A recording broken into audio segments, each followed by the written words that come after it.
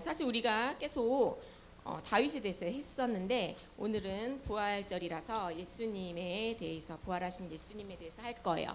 근데 밑에 부제가 있어. 부제 뭐라고 써 있어요? 최후의 만찬 뭔지 아세요? 네, 뭐예요? 제자들과 먹은 음식, 만찬, 잔치 이런 거죠. 네, 이 말씀으로 하나님이 우리에게 주신 말씀이 무엇인지 볼 거예요. 여러분 이제 들어가 봅시다. 말씀 시작할게요. 자, 같이 읽어볼게요. 시작. 유월절 전에 예수께서 자기가 세상을 떠나 아버지께로 돌아가실 때가 이른 줄 아시고 세상에 있는 자기 사람들을 사랑하시되 끝까지 사랑하시니라. 아멘. 요한복음 13장 1절 말씀입니다. 오늘 여러분들이 아까 말했듯이 오늘은 부활절이에요. 십자가에서 죽으신 예수님이 3일 만에 다시 사신 날입니다. 우리가 예수님의 부활을 보기 전에 예수님이 죽으시기 전에 제자들에게 긴히 하신 말씀이 있어요. 긴히 하신 일이 있어요. 여기부터 같이 들어가 볼게요. 이때는 안식일이라고 했어요. 지금 우리로 말하면은 일월화수목금토 7일째 토요일 날 쉬었어요. 안식일을 이 7일째 했거든요. 지금으로 말하면 토요일이에요. 자, 토요일이고요. 그 안식일 전날에 유월절을 기념하는 또 식사를 합니다. 그때의 일이에요. 자, 예수님이 죽으시기 전날 밤입니다. 전날 밤에 예수님이 제자들과 유월절 만찬을 함께 하시기 위해 마가의 다락방으로 모이게 하셨어요. 제자들을 모아놓고 이들을 이렇게 보니까 예수님 마음이 아픈 게 있었어. 뭐냐면 예수님 알았어. 아, 내가 이 땅에서 사역이 이제 끝나는구나. 아버지께로 돌아갈 때가 됐구나. 내가 아버지께로 돌아갈 때 이 남아있는 이 나의 제자들과 나를 따르는 이 그리스도인들을 어떻게 하면 좋을까 마음이 아팠고 이들을 위해서 하나님이 이 제자들에게 하신 말씀이 있습니다. 그리고 이 시간 같은 장소에 가롯 유다라고 하는 예수님의 제자가 있어요. 아세요? 12제자 중에서 가롯에 사는 유다, 가롯 유다가 있는데요. 그 12명의 제자 중에 가롯 유다가 그 시간 마귀가 가롯 유다의 생각을 넣어요. 내가 예수님을 팔아서 돈을 벌어야지. 딱 생각을 심어줬어.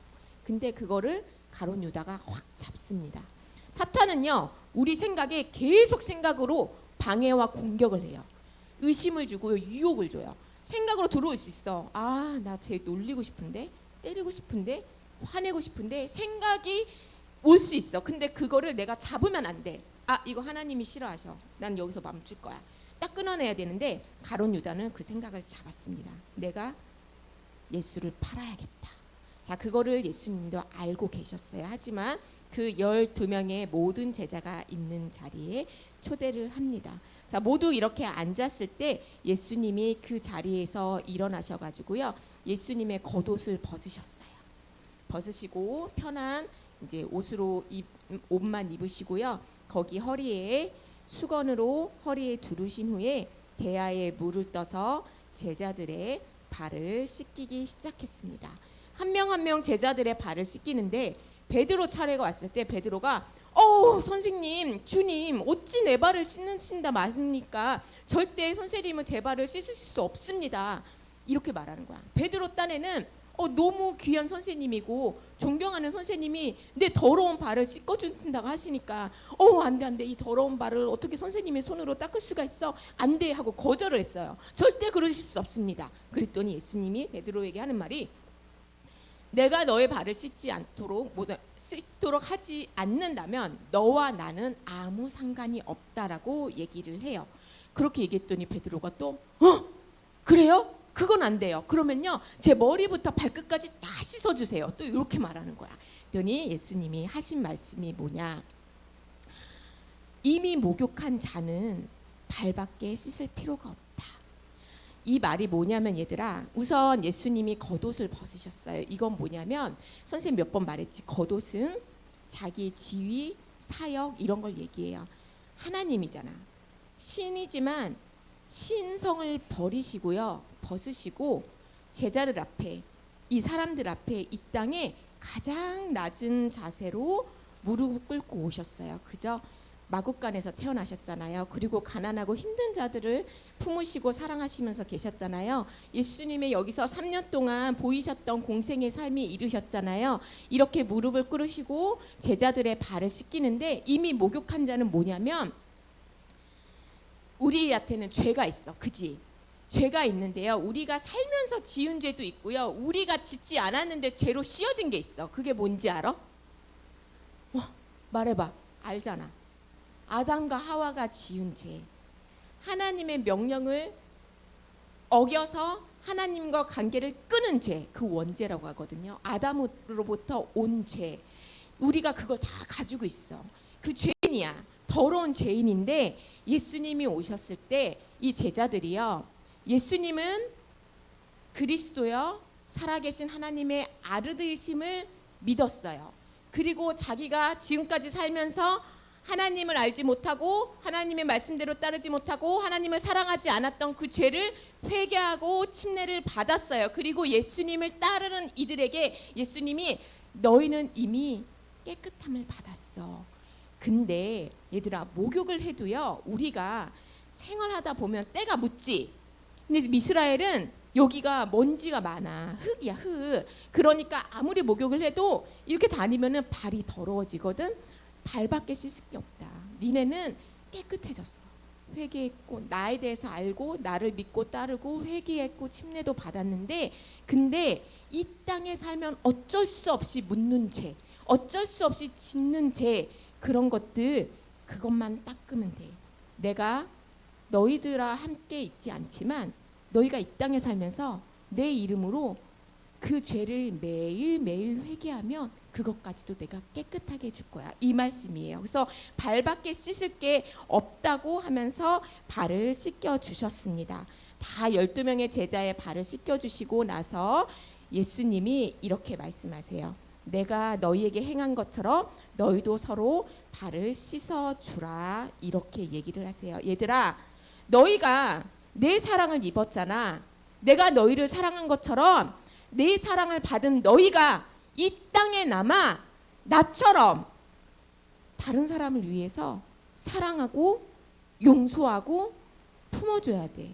이게 내가 너희에게 명하는 명령이다라고 얘기하시는 거예요. 자, 발을 다시 써주시고요. 예수님이 이제 식사를 하시는데요. 빵과 포도주를 드시고 들어 먼저 기도를 하세요. 그리고 나서 제자들에게 포도주를 먼저 따라줍니다. 자, 그리고 나서 예수님이 하신 말씀이 있어. 자, 예수님이 제자들한테 포도주를 다 따라줘. 받아라 하고 받았어요. 그때 예수님 뭐라고 말하냐면은 내가 이제부터 하나님의 나라가 임할 때까지, 너희와 다시 만날 때까지 포도나무에서 난 것은 다시 마시지 아니하리라. 포도나무에서 난 것을 다시 마시지 않는다는 거 뭐야? 포도주. 포도주를 다시 안 마시겠대. 이게 무슨 소린가? 나는 선생님은요 진짜 이게 무슨 소리인지 몰랐는데요. 얼마 전에 알았어요. 제자들이요. 이 제자들이 갈릴리 사람들이래요. 근데 갈릴리에는 되게 특이한 혼인 풍습이 있대. 뭐냐면 이 신랑이 신부한테 청혼을 할 때 포도주 잔에 포도주를 따라서 건네준대. 딱 건네줄 때 그 신부가 그 포도주를 받으면 혼인이 내가 당신하고 결혼하겠습니다라는 약속이 된다는 거예요. 딱 그리고 그걸 마셔요. 그러면 남편이 이렇게 얘기해요. 신랑이 신랑은 바로 결혼하러 같이 하는지 않아. 아버지 집에 가서 신혼집을 만들고 와야 되거든. 내가 지금 이 시간부터 우리의 집을 만들고 다시 와서 너와 만날 때까지 나는 내 입에 포도주를 대지 않겠다라고 얘기를 한다는 거예요. 그게 갈릴리의 혼인의 모습이래요. 예수님이 이렇게 얘기를 하시는 거야. 내가 너희와 다시 만날 때까지 나는 포도주를 마시지 않을 거야 라고 얘기를 했대요. 이 제자들은 그게 무슨 의미인지 알았을 거야. 근데 갈릴리 사람이 아닌 나는 여태 몰랐지. 그게 무슨 소린지. 자, 그랬고요. 그리고 나서 예수님은 이렇게 말씀하셨고요. 이게 갈릴리 지방의 혼인 예식의 모습 중에 하나라고 합니다. 신랑이 신부에게 포도주를 따라주면 신부가 그것을 받는다면 내가 결혼하겠다 너랑. 안 받겠다 하면 나 결혼 안 할 거야 이거야. 그리고 그거를 받아서 마시잖아요. 마셔야 돼. 마시면 그 의미가 뭐냐면 내가 당신이 다시 오는 그날까지 나는 정절을 지키고 당신만 기다리고 결혼식을 위해 정결하고 거룩하게 예복을 준비하고 있겠습니다 라는 뜻이래요. 되게 의미 있죠. 자, 이런 예식이 있습니다. 자, 그 다음 예수님께서 떡을 한 덩어리를 집어서 기도하시고 그것을 또 떼어서 제자들에게 나눠주세요. 그러면서 하시는 말씀이 이것은 너희를 위해 주는 내 몸이라. 이를 행하여 나를 기념하라 라고 얘기해요. 이 떡이 뭐라고요? 내 몸이래. 자, 이거야. 나는 너를 너무 사랑해. 그래서 너와 함께 있고 싶어. 우리가 너무 사랑하면 결혼하잖아. 그래서 나와 함께 해줄래? 그리고 오케이, 포도주를 받았어요. 자, 떡을 떼면서 먹으라고 해요. 이건 내 몸이야. 너와 내가 하나가 되는 거야. 얘들아, 태초의 첫 부부가 누군지 알아? 아담과 하와지. 하와가 뭘로 만들어졌니? 누구 뼈? 아담의 뼈. 아담의 몸으로 만들어졌잖아. 이것도 마찬가지야. 이건 내 몸이니 우리 함께 먹자. 이런 의미인 거예요. 자, 이렇게 포도주와 떡을 나눠주시고요. 그 다음에 다시 포도주를 한 번 더 따라주십니다. 그러면서 이렇게 말씀하세요. 이 잔은 내 피로 세우는 언약의 피다. 자, 결혼식 할 때 우리 뭐 한다고 그랬죠? 언약을 해요. 그죠? 그 언약의 피래요. 예수님이 제자들에게 이렇게 말씀하십니다. 얘들아, 내가 너희에게 새 계명을 줄 거야. 뭐 하라고? 서로 사랑하라.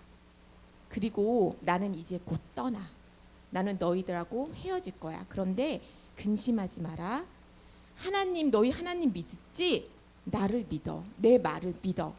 내가 너희를 떠날 건데 내가 떠나는 이유는 내가 너희를 위해서 우리가 살 집을 마련하고 그 집이 마련되면 내가 다시 와서 너희를 데리고 갈 거야. 그러니까 너희는 나를 믿고 기다려주렴. 나와 함께 해주렴. 그런 뜻인 거예요. 얘들아, 최후의 만찬은 그러니까 뭐하고 똑같아? 결혼식하고 똑같아. 정혼식. 우리 결혼 약속한 정혼식. 그거랑 똑같은 거예요. 자, 이스라엘의 풍습, 결혼 풍습 중에서 하나, 아까 일부 말했어. 정혼을 해요. 결혼하기로 해. 내가 서아랑 결혼하기로 했어. 그래서 포도주를 마셨고 떡도 나눠 먹었어. 근데 그리고 같이 사는 거 아니라고 그랬지. 같이 살지 않고요. 서아는 서아네 집에서 남편이 다시 올 때까지 자기를 정결하게 준비하고요. 예복을 준비하고 있고요. 남편은 자기 아버지 집으로 가요. 자기 집으로 가서 아버지 집 옆에 신혼집을 만들어. 그게 준비될 때까지 아내를 데려올 수 없는 거야. 다 만들면 우리가 살 집 다 만들었다. 이제 서아 데리러 가야지 하고 갈 수 있는 게 아니다. 갈 수 있는 때가 있어. 그때가 언제냐면 아버지가 허락하는 날. 갈릴리 예식이 원래 그렇대. 그 남편의 아버지가, 남편이 그 신랑이 집을 이렇게 잘 만들어놔도 다 보고 날짜를 아버지가 정한대요. 그리고 미리 얘기 안 해줘. 일주일 뒤에 가. 이게 아니라 그날 밤에 얘기하신대요. 오늘 이 아내를 데리고 와라. 그러면 남편이 기뻐가지고 나팔을 불면서 나온대요. 뻥빠밤 나팔을 불면은 그 남편의 친구들이 같이 기뻐하면서 서아를 데리러 가는 거야. 그러면은 서아의 동네 사람들은 자고 있다가 아니면 놀고 있다가 빰빠밤 나팔 소리를 듣고 드디어 오늘이 그날이구나. 신랑이 오는 날이구나 하고 나 예식장에 가야지. 결혼식장에 가서 같이 잔치를 벌려야지 하면서 예복을 입고 준비하고 나온다는 거예요. 그게 갈릴리의 예식인데 최후의 만찬이 그 과정의 일부였던 거야. 예수님이 제자들을 너무 사랑해서, 그리고 그 이후에 우리 예수님을 믿고 따르는 우리를 너무 사랑해서, 얘들아 내가 너를 너무 사랑해서 내가 그냥은 못 가겠어. 우리 정혼하자.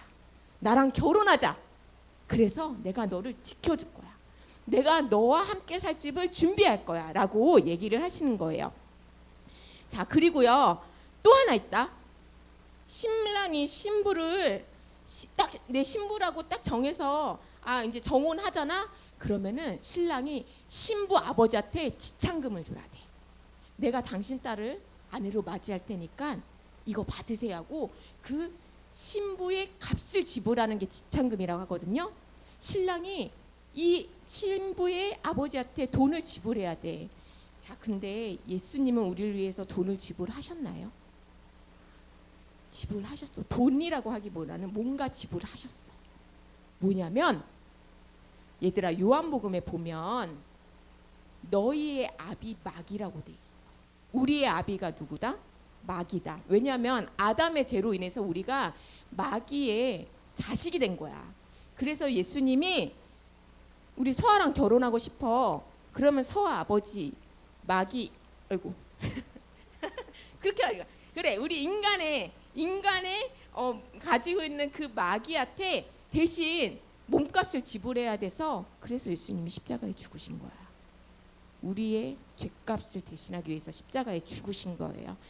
자, 십자가의 죽음이 그런 의미입니다. 예수님이 그 뒤로 이 최후의 만찬 자리에서 몇 가지를 얘기하세요. 아까도 말했지만 다시 또 얘기하세요. 나를 사랑한다면 얘들아 내 계명을 지켜. 내 계명, 새 계명을 주노니 너희가 서로 사랑하라. 그리고 두 번째, 포도나무와 가지가 붙어있지 않고 가지가 떨어져 나가면 이 가지 어떻게 돼요? 말라 죽어버려요. 그러니 포도나무와 가지처럼 너는 늘 나를 생각하고 나를 따르고 내 앞에 가까이 나랑 떨어지지 말아야 돼. 세 번째, 그리고 내가 너희와 멀리 떨어져 있지만 너네를 혼자 두지 않을 거야. 뭘 보내주신대요? 진리의 영. 진리의 영이 뭘까? 딱 생각나는 거 있을 거 아니야. 아니, 진리의 영. 성령님을 보내주신다고 약속했었어요.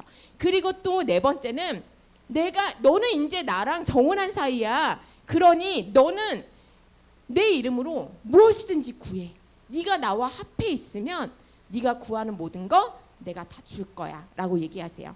다섯 번째, 근데 얘들아 너네 이거 알아야 돼.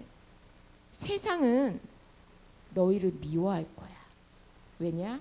세상은 아직 마귀가 지배하기 때문에 너희를 미워할 거고 너희에게 고난을 줄 거고 핍박을 줄 건데 두려워하지 마. 내가 이미 세상을 이겼다라고 얘기를 해주세요. 그리고 곧 로마 군병에게 잡히시고 밤새 고난을 받으신 후에 십자가에 죽으십니다. 여러분, 예수님의 고난 다 아시죠? 그냥 이 그림 보지 않아도 아시죠? 면류관 쓰시고 지금은 옷이 입혀져 있지만 나중에 옷도 다 발가 벗겨지고 십자가에 손과 발이 못이 찔림 상태로 박힌 상태로 죽으시는 거 기억나시죠? 이사야 53장 5절 말씀에 이런 말씀이 있습니다. 우리 같이 큰 소리로 읽어볼게요. 시작. 그가 찔림은 우리의 허물 때문이요 그가 상함은 우리의 죄악 때문이라. 그가 징계를 받음으로 우리는 평화를 누리고 그가 채찍에 맞음으로 우리는 나음을 받았도다. 얘들아, 예수님이 찔리고 상함은 뭐 때문이래요? 우리의 허물, 죄악 때문이래요. 예수님이 왜 가시면류관을 쓴지 아세요? 나는 그냥 로마 군병들이 유대인의 왕이라고 하니까 놀리려고 가시로 면류관 만들어서 그냥 씌워준 줄 알았어. 근데 그게 아니라 우리 머릿속에 있는 생각으로 지은 죄들 때문에 가시 면류관으로 찔리신 거예요. 예수님이 왜 손과 발에 몫을 박히셨는지 알아? 우리가 손으로 지은 죄, 우리가 다니면서 지은 죄들 때문에 예수님의 손과 발이 그렇게 못에 박혀진 거예요. 예수님이 채찍으로 그렇게 맞으시고 무거운 십자가를 지고 가셨던 거는요, 우리가 이 땅에 살면서 고통당하고 병들고 아프고 무거운 짐진 것들을 하나님 예수님께서 담당하시려고 그 십자가를 지고 가셨던 거고, 그 채찍에 맞음으로 피를 흘리고 살이 뜯기고 고통을 당하신 거였어요. 그리고 여러분, 예수님이요 왜 벌겨벗었냐면은 그 벌겨벗김은 우리의 수치 때문이야. 선악과를 먹고 나서부터 아담과 하와가 옷을 입었어요. 수치 때문에. 자신의 수치가 보이는 거야. 그래서 옷을 입고요, 가리려고 하고요, 화장을 하고요, 꾸며요. 그 너희가 가지고 있는 그 수치 내가 다 감당할게. 그래서 예수님이 벌거벗은 거예요. 그리고 예수님이 죽으셨는데도 불구하고 군병이요, 예수님의 옆구리를 창으로 찔러요. 그랬을 때 쏟아져 나오는 게 물과 피인데요, 거기서 나온 피는요 우리의 죄를 씻겨주기 위해서 나온 보혈의 피고요, 거기서 나온 물은요 우리를 살리는 생수였어요. 예수님이 이 십자가에서 죽으셨을 때 행하셨던 모든 고통들이 다 누구 때문이라? 우리 때문이었어요. 예수님이 그렇게 감당하고 가셨습니다. 그런데요, 예수님이 그렇게 죽음에서 끝났으면은 그냥 거기서 끝났을 거야. 근데 우리의 죄값을 대신하기 위해서 죽으셨지만 예수님은 죄가 없으신 분이라서 부활하셨습니다. 여러분, 구약 시대에 성막 알지? 대제사장이 1년에 한 번 대속제일 때 그 성막에 성소 안에 있는 지성소까지 들어갈 수 있는 날이 딱 하루거든요. 그때 대제사장은요 자기를 정결하게 하고 제사를 지내고 짐승의 피를 들고 조심스럽게 성소를 지나 지성소까지 들어가는데요, 그 지성소에서 살아서 제사를 다 지내고 살아서 나와야지만 그 제사가 끝나는 거야. 그래야지 우리 죄가 다 사해진 거든. 제사장이 거기 들어갔는데 거기서 픽 죽어버렸어. 그러면 그거 제사 제대로 안 된 거야. 자, 우리의 대제사장이신 예수님이요 우리를 위해서 죽으시고 피를 흘리시고 그리고 단번에 저 하나님 성소 안에까지 들어가셨습니다. 그리고 죽었으면은 이거 다 제대로 된 게 아닌데 죄가 없으신 분이기 때문에 3일 만에 살아나신 거예요. 예수님이 살아나셨기 때문에 그 제사가 완성된 거예요. 우리의 죄가 깨끗해진 거고요. 예수님의 그 부활의 기쁨은 뭐냐면, 자, 죄가 없으신 분이라서 부활하셨어요. 우리는요, 우리는 어떻게 될 것 같아? 죽어버릴 것 같아? 우리도 부활해요. 왜냐하면 예수님의 그 피로 우리가 깨끗 받았잖아. 죄의 씻음 받았잖아. 그래서 예수님의 부활은요 우리의 부활이에요. 이게 기쁨인 거야. 그래서 믿는 자들은요, 나 예수님 믿어요. 하나님 아들인 거 믿어요. 예수님 십자가에 죽으신 거 믿어요. 거기에 부활까지 믿어야지 완성돼요. 그리고 또 하나 있어요. 부활로 끝나지 않으십니다. 아까 예수님이 제자들에게 그랬어요. 두려워하지 마. 내가 지금 가는데 나는 저 아버지 집에 가서 너희와 함께 거할 처소를 준비하고 다시 올 거야 라고 그랬거든요. 다시 오신대요. 그 믿음까지 우리 안에 있을 때 그게 완성이 됩니다. 여러분, 자, 예수님이요 부활하셔서 그냥 올라가셨으면 돼. 근데 부활하시고 이 땅에서 40일을 사셨거든요. 왜 그러셨는지 알아요? 바로 하늘나라 승천하시지 않았어요. 왜 그랬을까? 죄는 완전 한 번에 씻어졌어요. 왜 그랬냐면 제자들한테 알려주기 위해서. 나 부활했다. 나 진짜 약속 지켰다. 내가 죽는다고 그랬고 3일 만에 다시 살아난다 했지. 나 이렇게 살아났다. 그거를 보여주시려고요. 40일 동안 계셨던 거예요. 왜냐하면 제자들의 믿음을 확증시켜 주기 위해서. 믿음 없이는 이 땅에서 버틸 수가 없거든. 그래서요, 제자들이요, 죽으신 예수님도 봤어. 살아나신 예수님도 봤어. 손에 못자국도 봤어. 창자국도 봤어. 그리고 눈앞에서 하늘로 올라가신 것도 봤어.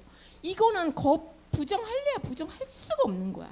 제자들은 이제 눈으로 다 확인했어요. 그리고 오순절날 예수님이 승천하시고 며칠 안 돼 사실.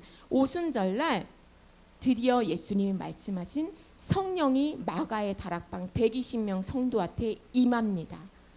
이 성령이 임한 것을 보고 나서 체험하고 나서 이후에 제자들은요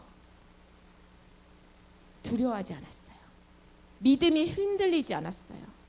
예수님의 죽음도 받고 부활도 받고 승천하심도 받고 성령도 받은 이 제자들은요 예수님이 말씀하신 대로 너희는 온 유대와 사마리아 땅끝까지 이르러 내 복음을 전하라 하는 그 말씀에 순종해서요 온 땅으로 가서 복음을 전했어요. 얼마나 핍박이 심했는지 몰라요. 예수님의 제자 가룟 유다는 죽었어요.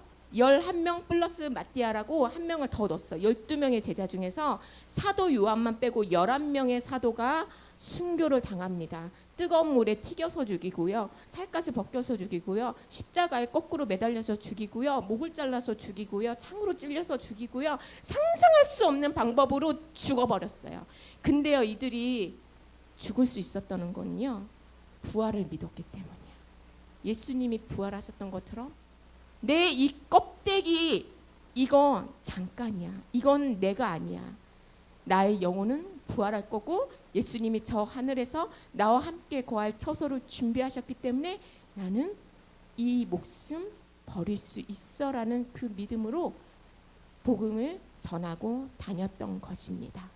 여러분 선생님이요 고무장갑을 끼고 이걸로 설거지를 하고 고무장갑 끼고 청소를 하고 김치를 담그고 자 이 고무장갑 꼈다고 생각하세요. 이걸로 내가 막 설거지를 했어. 이 고무장갑이 제 손인가요? 이 고무장갑이 이랬나요? 자 고무장갑에 손을 딱 뺐어요. 여기 고무장갑이 있다고 봐. 이게 선생님 손인가요?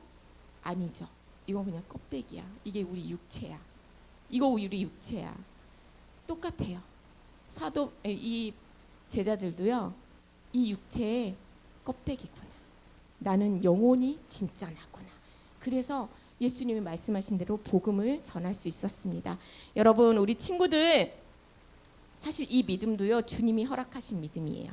주님이 주셔야지 됩니다. 근데요 여러분 선생님이 고등학교 때 성령을 받아서요 방언도 했어. 그리고 눈물도 났어. 그리고 예수님이 정말 하나님의 아들이고 나를 구원하셨다는 것도 믿음이 왔는데요. 근데 뭔가가 없었어. 뭔가 막 임팩트 있게 정말 살아계신 하나님 이게 사실 없었는데 선생님 말씀을 읽어도 말씀이 안 읽혀지고요. 선생님이 예배를 드려도 설교가 잘 안 들어오고요. 아니 방언도 하는데 내가 이러는 거야. 그래서 하나님 내가 잘 모르겠어요. 정말 살아계시면 저 좀 만나주세요. 저한테 나타나주세요. 그렇게 기도를 오래 했어요. 간절히 하지 못했기 때문에 오래 걸렸던 것 같아요. 간절히 기도하던 어느 날 선생님이 말씀을 읽던 중에 바디메오 알죠? 장님 바디메오. 예수님이 지나가셨을 때 다윗의 자손 예수여 나를 불쌍히 여기소서 막 소리 질렀을 때 예수님이 쟤 데려와. 네가 뭘 원하냐? 그랬을 때 제가 보기 원하나이다. 그 말씀을 읽는데요. 갑자기 내가 그 바디메오가 되는 거야. 예수님 저 보기 원해요. 예수님 보기 원해요. 말씀 보기 원해요. 내가 말씀을 봐도 모르겠어요. 예수님 내가 당신을 보기 원합니다. 막 기도가 되는 거야. 근데 그때 예수님이요.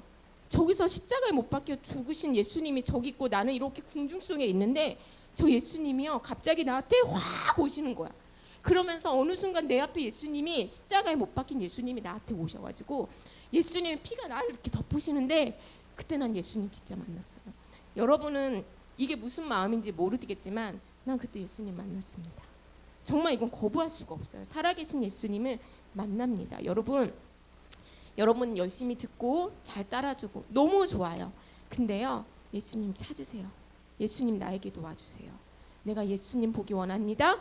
살아계신 예수님 나한테 와주세요. 내 마음을 열어주세요. 내 눈을 열어주세요. 당신 보게 해주세요. 라고 기도할 때 예수님은 오신다는 거, 여러분 찾아오신다는 거, 체험하고 있다는 거, 체험할 거라는 거 믿음으로 구하시기 바랍니다. 여러분 성경의 맨 마지막 성경이 뭔지 알아요? 시작은 창세기야. 창세기고 맨 끝에는 요한 계시록이에요. 맞아요. 요한 계시록 세상의 끝. 그 계시록에 보면은요 이런 말씀이 있어요. 어린 양의 혼인 잔치. 우리가 즐거워하고 크게 기뻐하며 그에게 영광을 돌리세. 어린 양의 혼인 기약이 이르렀고 그의 아내가 자신을 준비하였으므로 그에게 빛나고 깨끗한 세마포 옷을 입도록 허락하셨으니 이 세마포 옷은 성도들의 옳은 행실이로다. 얘들아, 결혼할 신부가 남편이 올 때까지 뭐 한다고 그랬어? 정결하고 거룩하게 예복을 준비한다고 그랬죠? 세마포예요. 근데 이 세마포 옷이 뭐래요? 성도들의 옳은 행실이라고 합니다. 성도들의 옳은 행실이요? 뭐 거짓말 안 하고 착한 일하고 막 열심히 일하고. 거룩한 행실은요, 너희를 거룩하게 해라. 구별해라. 하나님의 아들과 딸로 너희를 이 땅에서 구별해라.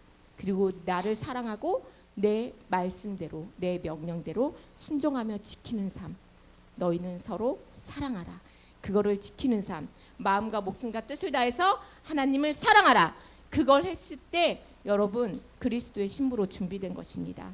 자, 여기서 이 신부는요 나일 수도 있고요, 나 성도 교회가 신부입니다. 여러분들 준비된 신부가 되기를 예수님의 이름으로 축복합니다. 오늘 말씀 많이 길었는데 끝까지 들어주셔서 너무 감사합니다. 여러분 부활하신 예수님이요, 예수님의 부활이요 그냥 부활하셨네가 끝이 아니라는 거 여러분이 알았으면 좋겠습니다. 나의 예수님, 나의 신랑 되는 예수님, 그리고 예수님을 기다리는 신부로 예비된 우리 친구들이 되기를 예수님의 이름으로 축복합니다. 기도하겠습니다.